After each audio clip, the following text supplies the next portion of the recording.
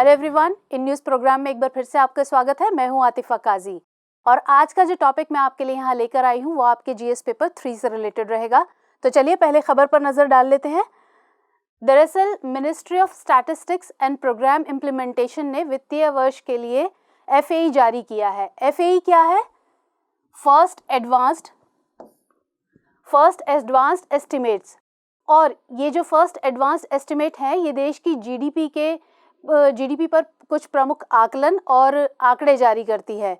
तो ये आंकड़े क्या है ये अब हम आगे जानेंगे। पहले हम अपने इन डायमेंशंस को देख लेते हैं जिनके थ्रू हम अपने टॉपिक को आगे बढ़ाएंगे, जिससे आपको समझने में आसानी होगी कि एफएई का मतलब क्या है और उसका क्या इंपॉर्टेंस है, और जो जीडीपी के ये जो आंकड़े हैं ये क्या है और जीडीपी क्या होती है। और क्योंकि हम किसी भी टॉपिक से रिलेटेड चुनौतियों के बारे में बात करते हैं तो यहाँ भी चुनौतियों और ऐसे में आगे की राह क्या हो सकती है उस पर बात करते हुए अपना प्रश्न रखेंगे। तो चलिए देखते हैं पहले एफएई और उसका महत्व। दरअसल सबसे पहले एफएई को समझना ज़रूरी है कि एफएई आखिर होता क्या है। दरअसल एफएई में वित्तीय वर्ष के वर्तमान वित्तीय वर्ष जो है उसके पहले 7 महीनों की जो जीडीपी से जुड़े आंकड़े हैं वो जारी किए जाते हैं, और एफएई को ख़ास तौर पर इन 7 महीनों के डेटा के एक्सट्रापोलेशन के आधार पर जारी किया जाता है।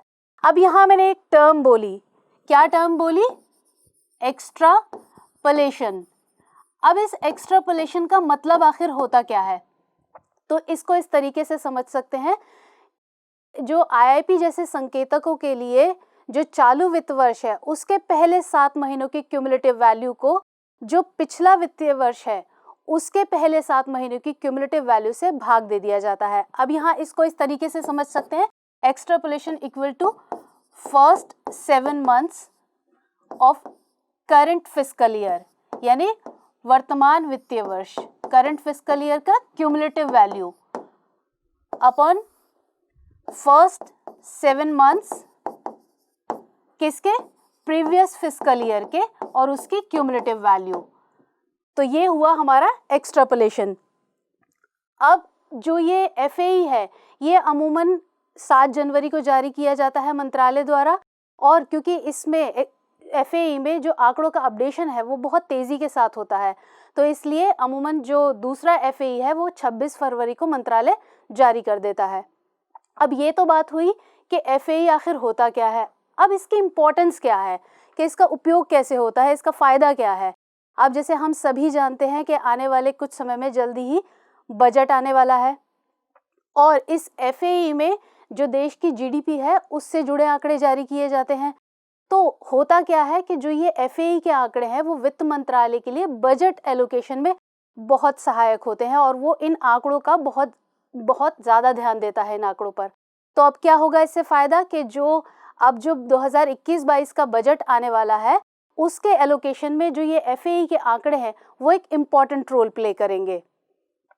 अब जो ये एफएई है इसके कुछ खास इंडिकेटर्स होते हैं। इसमें कौन से हैं कि इसमें सबसे पहला तो ये कि जो इंडस्ट्रियल प्रोडक्शन है यानी जो औद्योगिक उत्पादन है उसको देखा जाता है कि कितना उत्पादन हुआ है। इसके अलावा जो प्राइवेट सेक्टर है उसकी प्राइवेट सेक्टर की जो कंपनीज हैं उनकी फाइनेंशियल परफॉर्मेंस को देखा जाता है।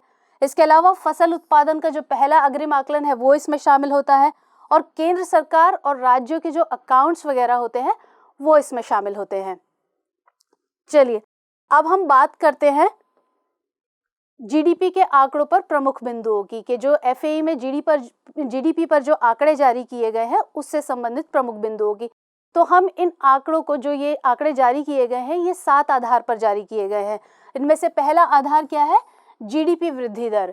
तो जीडीपी वृद्धि दर अनुमान के मुताबिक जो पिछले कुछ वर्षों में जो जीडीपी वृद्धि दर है वो निम्नतम रहने का अनुमान लगाया गया है। और अगर हम बात करें उदारीकरण की प्रक्रिया के बाद से भी जो जीडीपी वृद्धि दर है वो 6.8 के करीब रही है, और इतनी कम नहीं हुई है। अगर हम 2015-16 की भी देखें तो 2015-16 के बाद 2016-17 में बढ़ी है, लेकिन उसके बाद इसमें जो गिरावट है वो शुरू हुई है, यानी 2017-18 से गिरावट शुरू हुई, और 2020-21 में तो -7.7 पर है। तो इतना संकुचन किस लिए? अब हम सभी जानते हैं कि कोरोना हुआ, कोरोना की वजह से लॉकडाउन हुआ, लॉकडाउन की वजह से क्या हुआ? प्रोडक्शन बंद हो गया।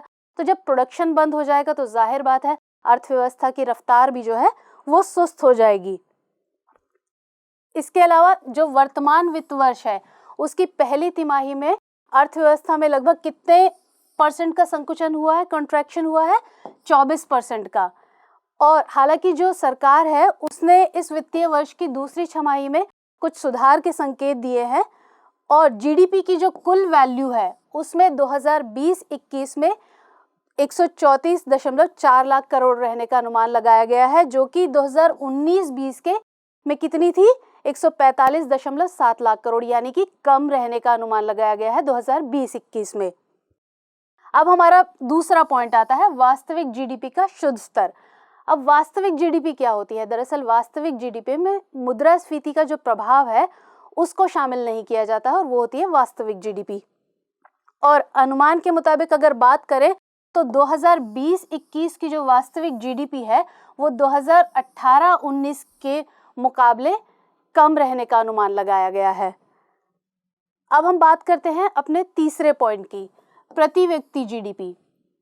तो प्रति व्यक्ति जीडीपी क्या होती है? दरअसल ये देश की कुल जीडीपी को देश की कुल जनसंख्या से भाग देकर प्राप्त की जाती है और 2020-21 की जो प्रति व्यक्ति जीडीपी है वो कब से 2016-17 की भी जो प्रति व्यक्ति जीडीपी थी उससे भी कम रहने का अनुमान लगाया गया है। अब बात करते हैं रियल जीवीए यानी ग्रॉस वैल्यू एडेड का शुद्ध स्तर। तो जीवीए क्या होता है?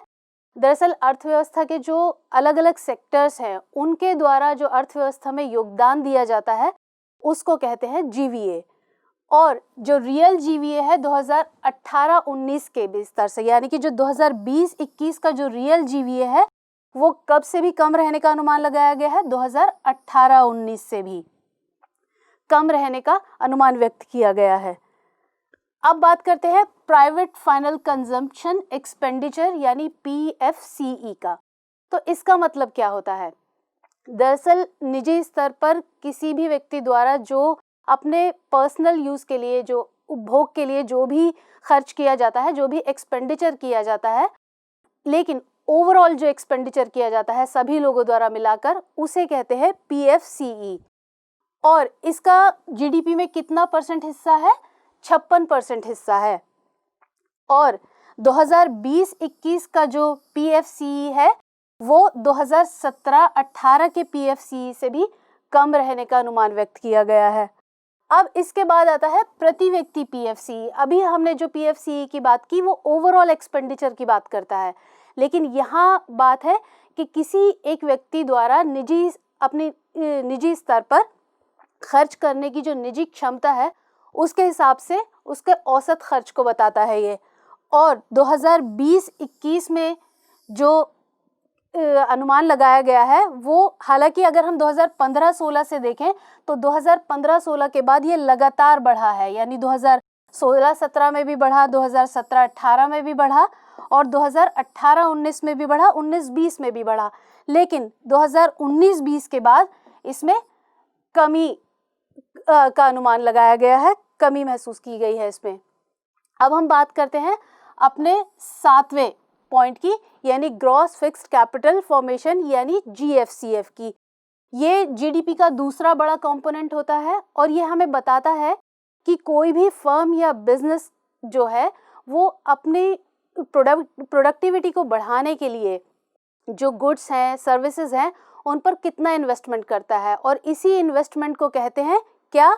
जीएफसीएफ। इस इन्वेस्टमेंट को ही जीएफसीएफ कहा जाता है और जीडीपी में इसकी हिस्सेदारी कितनी है? लगभग 28%। और 2020-21 का जो जीएफसीएफ है वो 2016-17 के जीएफसीएफ से भी कम रहने का अनुमान लगाया गया है। अब हम बात करते हैं सकल घरेलू उत्पाद यानी जीडीपी की, क्योंकि यहाँ जीडीपी की ही बात हो रही है जब से, तो जीडीपी को समझना भी ज़रूरी है। तो जीडीपी को निकालने के 3 मेथड होते हैं, हम 3 मेथड से इसको पढ़ते हैं। पहला आउटपुट मेथड, दूसरा एक्सपेंडिचर मेथड और तीसरा इनकम मेथड। तो आउटपुट मेथड में क्या होता है कि किसी देश की सीमाओं के भीतर किसी एक वित्तीय वर्ष में वस्तुओं एवं सेवाओं का अंतिम मूल्य, और इसको निकालने का तरीका क्या है, जीडीपी इक्वल टू वास्तविक जीडीपी माइनस कर प्लस सब्सिडी। तो यहाँ वास्तविक जीडीपी जो है वो स्थिर मूल्यों पर है। इसके बाद दूसरा है एक्सपेंडिचर मेथड।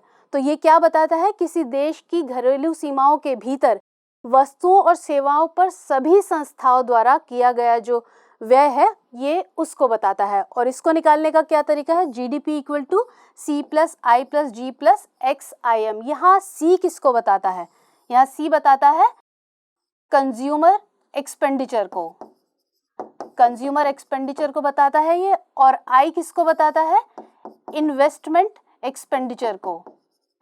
और जी बताता है गवर्नमेंट एक्सपेंडिचर को, गवर्नमेंट एक्सपेंडिचर को। और एक्स का मतलब यहाँ हुआ एक्सपोर्ट और आईएम का मतलब हुआ इंपोर्ट।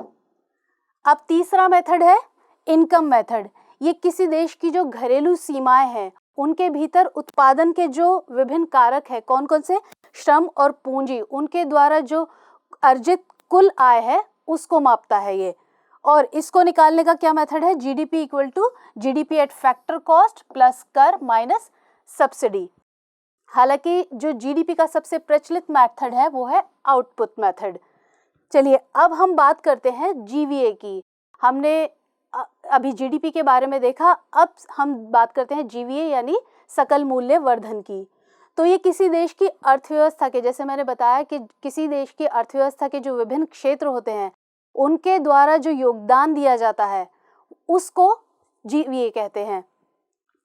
और जीवीए से किसी भी अर्थव्यवस्था में होने वाले कुल निष्पादन और आय का पता चलता है। और इसको निकालने का क्या तरीका है, GDP GVA equal to GDP plus subsidy minus उत्पादों पर कर।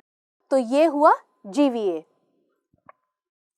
अब हम आज का पहले प्रश्न देख लेते हैं, बाद में हम उससे संबंधित चुनौतियों के बारे में देखेंगे और फिर उसके बाद देखेंगे कि ऐसे में आगे की राह क्या हो सकती है, क्या कदम उठाए जा सकते हैं। तो चलिए प्रश्न नोट कर लीजिए। सांख्यिकी एवं कार्यक्रम कार्यान्वयन मंत्रालय ने हाल ही में प्रथम अग्रिम आकलन यानी फर्स्ट एडवांस एस्टिमेट्स जारी किया है।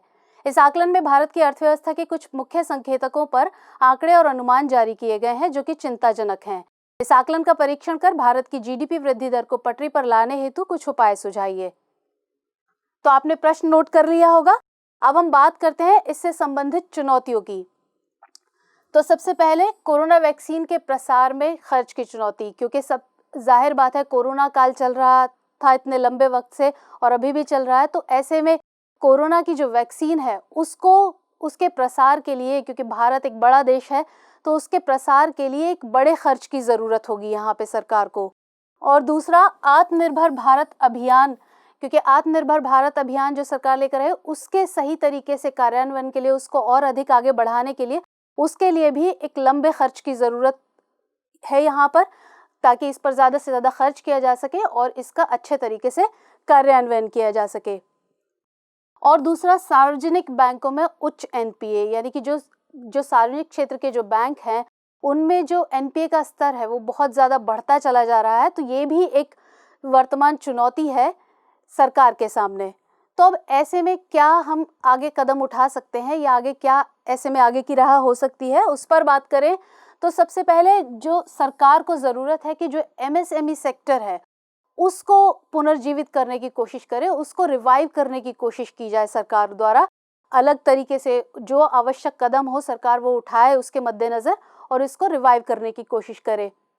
इसी तरह रियल एस्टेट में भी सुधार की ज़रूरत है, उसमें भी सुधार के लिए जो आवश्यक कदम हो सरकार उन पर आवश्यक कदम ले और इसको भी रियल एस्टेट में भी सुधार करे। इसके अलावा जो BS6 उत्सर्जक मानक है, इसके ऑटोमोबाइल सेक्टर के लिए ज़रूरी है कि सरकार इनको नॉन मेट्रोपॉलिटन शहर जो हैं उसमें कुछ समय के लिए इसको रोक दे। इसके अलावा जो ई कॉमर्स कंपनियां हैं, ई कॉमर्स कंपनियों पर कई तरह के प्रतिबंध लगे हुए हैं, तो ज़रूरी है कि सरकार इन पर भी ध्यान दे कि जो इन पर प्रतिबंध लगे हुए हैं तो इससे भी इसमें मदद मिल सकती है। तो ये था हमारा आज का टॉपिक। मुलाकात होगी अगले प्रोग्राम में, तब तक के लिए इजाज़त दीजिए। धन्यवाद।